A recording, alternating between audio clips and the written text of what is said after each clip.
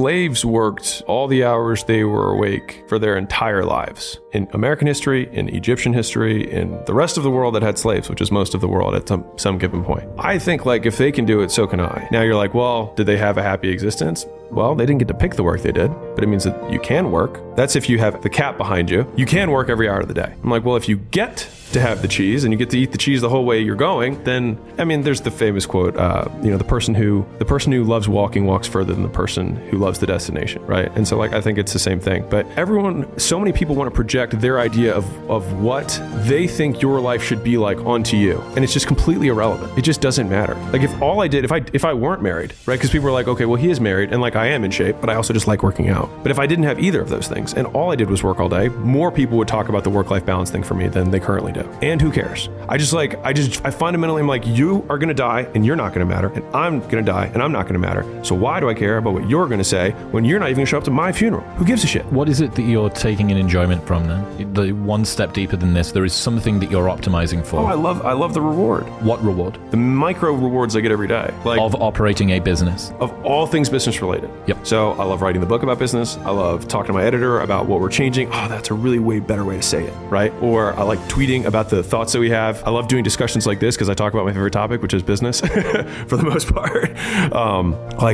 And I actually am pretty averse to punishment. I've learned that about me. Like, I do not like it. And when I say punishment in the formal sense, like things you don't like, right? And so like, I avoid them like the plague. I don't do them. And so I just do as many of the things I can that reward me as frequently as possible. But from the outside, to a lot of people, that looks like punishment. Right. Yes. Interesting. How can someone cut through societal expectations, the ways they've dealt with past trauma, expectations from parents, all of the things that aren't their thing? Yeah. How can somebody, because what you've done, again, axiomatically, a priori, this is the thing I want to optimize for. How do people find the thing that they want to optimize for? I don't have a thing. Alex, that's fucking great for you with your business. It just happens to be something else that's at the intersection of making a shit ton of money. Yeah. How do I find And I was lucky with that. Yes. That just happened to be the intersection. Because if I love knitting and I didn't like business, that's a whole separate, because like you can turn knitting into a business, but like if I only like knitting, then there's a way to make a living from that. But to get to the person who's like, how do I find my thing? I'm a big fan of being directionally correct rather than absolutely correct. And so I think what happens is most people are trying to find the perfect answer when they have no perspective from which to make a judgment. They're trying to find the perfect thing to do when they haven't done anything.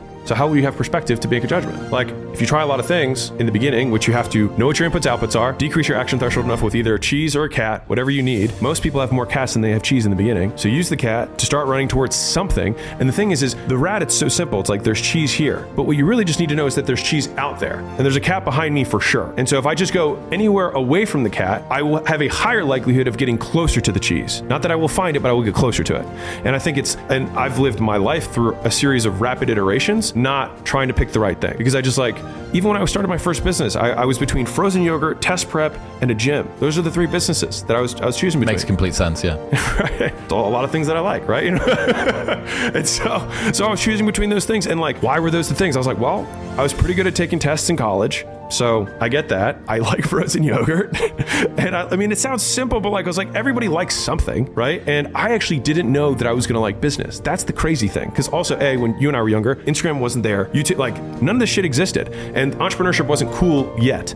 And so I just hated my job a lot. And I hated where I lived a lot. And so I was like, well, I will just not be here. So cat, don't know what city I'm going to go to, but just not this city. Yep. I went across the furthest place from Baltimore, which is California. And then I was like, okay, well, what do I hate doing? Well, let me not do that, which is, sitting on meetings all day and doing whatever, doing grunt work for shit that I felt like was meaningless. And instead, I was like, I'll do fitness because I like fitness. And I was like, at the very least, I'll do something I enjoy, which I liked fitness at the time. And if you're like, well, I don't like doing anything. It's like, well, then that's impossible because your brain is wired to be rewarded for things. And so you are doing things that reward you. That's why you do them. Like everything we do is because we've been rewarded for doing things like that in the past. And we project the same activities and we predict that doing things like we did in the past that reward us will reward us again in the future. That's where our behavior comes from. And so it's like, okay, well, what has rewarded you in the past? Where's the cat? Go the opposite way.